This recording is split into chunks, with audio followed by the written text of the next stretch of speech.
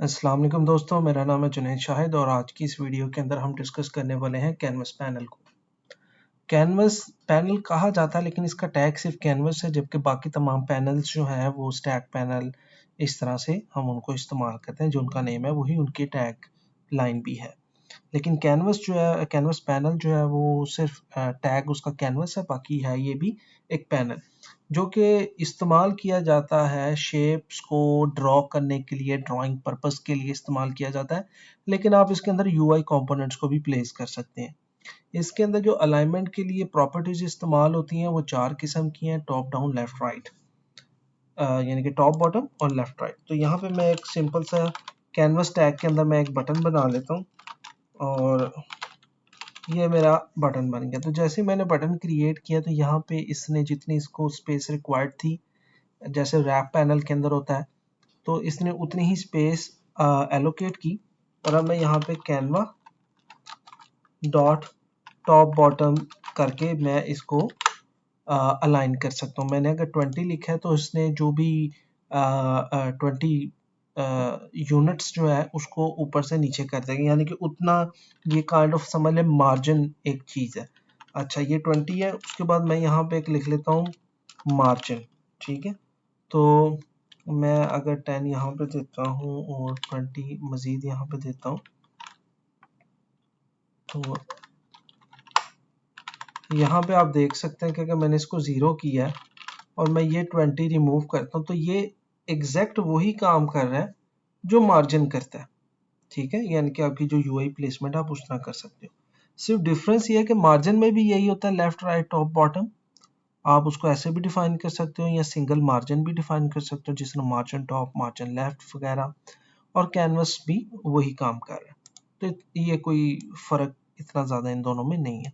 लेकिन ये ख़ास तौर पे वर्कआउट करेगा कैनवस के इनसाइड, जबकि मार्जिन तमाम के अंदर ग्लोबल यूनिवर्सली इस्तेमाल किया जा सकता है।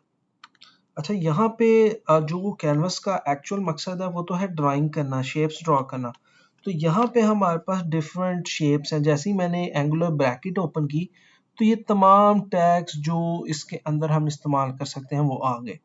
लेकिन जो ये हाईलाइटेड है, जिस तरह पाथ है, एक सिंगल लाइन, एक पाथ को ड्रॉ करने के लिए रेक्टेंगल, एक रेक्टेंगल को ड्रॉ करने के लिए एलिप्स है, फिर एक और कैनवस आपने अगर इसके अंदर बनाना है वो है, या आपने लाइन ड्रॉ करनी है। तो मैं एक रेक्टेंगल यहाँ पे ले लेता हूँ। अब जैसे ही मैंने एक रेक्टेंगल यहाँ पे लिया तो वो यहाँ पे ड्रॉ हो गया। अब मैं उसका बताऊंगा कि जी उसकी विड्थ और हाइट कितनी होगी। फॉर एग्जांपल मैं कहता हूँ 100 विड्थ है और हाइट भी उसकी मैंने 100 रखनी है। अब ये जो शेप बनी है ये एम्प्टी है, इसको आपने फिल आउट करना है। कोई भी आप कलर इसको दे सकते हैं, जिस तरह मैं इसको ये ब्लैक कलर देता हूँ, तो ये ब्लैक कलर के अंदर फिल आउट हो गया। अब यहाँ पे मैं इसको कर देता हूँ कैनवस लेफ्ट 10 हो जाए और कैनवस टॉप भी 10 हमारे पास आ जाए, तो ये हमारा एक रेक्टेंगल बन गया। इसी तरह आप फर्दर ड्रॉ इसमें कर सकते हैं एक एलिप्स।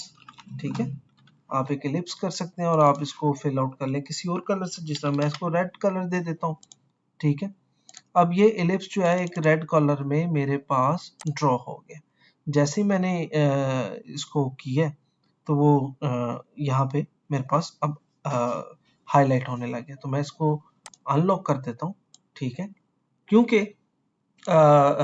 यहाँ पे अब जो रेड है वो हमारे पास टॉप पे नहीं आ रहा, तो हम यहाँ पे टॉप 0, तो यहाँ पे हम देख सकते हैं कि वो किस तरह से ओवर रूल्ड हमारे पास प्रॉपर्टी आ रही है।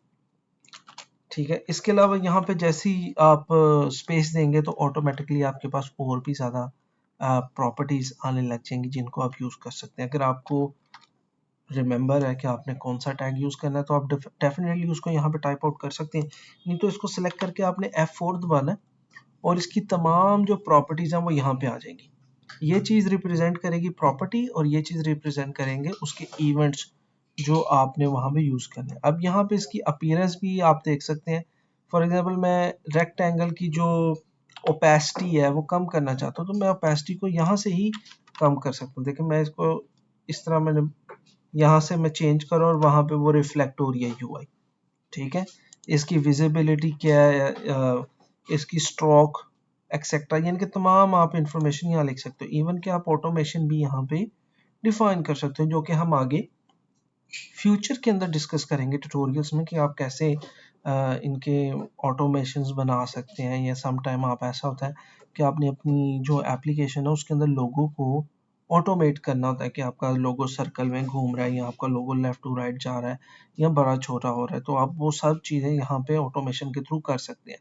कैनवस कैनवस में ज़रूरी नहीं कि आप सिर्फ रेक्टेंगल सर्कल ही ड्रा करें, आप इसके अंदर इमेज भी रख के उसको ऑटोमेट कर सकते हैं। यहाँ तक कि आप एसवीजी इमेजेस जो हैं जिनको आप मॉडिफाई कर सकते हैं, वो भी आप इसके अंदर इस्तेमाल करके मॉडिफाई कर सकते हैं।